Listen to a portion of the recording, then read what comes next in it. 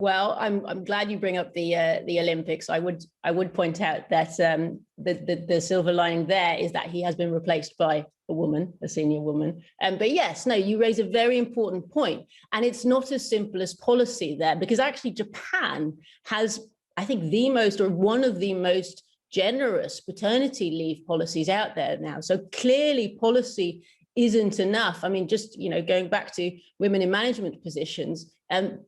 South Korea in particular scores absolutely dire. 5% of people on boards are women.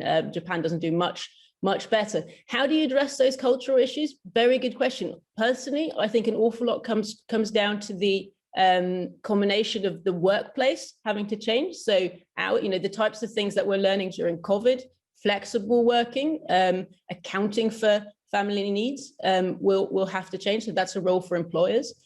But there's a broader societal question around societal norms, and that is something very different per country, that every country is evolving in different tempos, as you see in our index on, and it's hard to force through. But as I say, I think policies, and particularly intelligent employers, particularly in countries that have a demographic issue and need the talents to stay with them rather than to drop out when women become mothers, which is what often happens. Smart companies will take account of the needs of their labor force, and that's particularly women, but that's also fathers.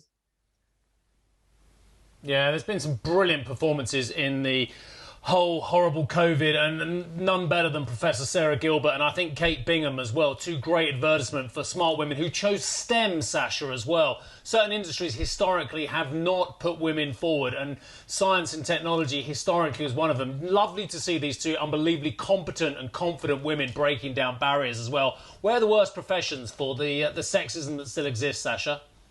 Gosh, yeah. I mean, I'm glad I couldn't agree with you more on the good news there. The worst profession where sexism exists.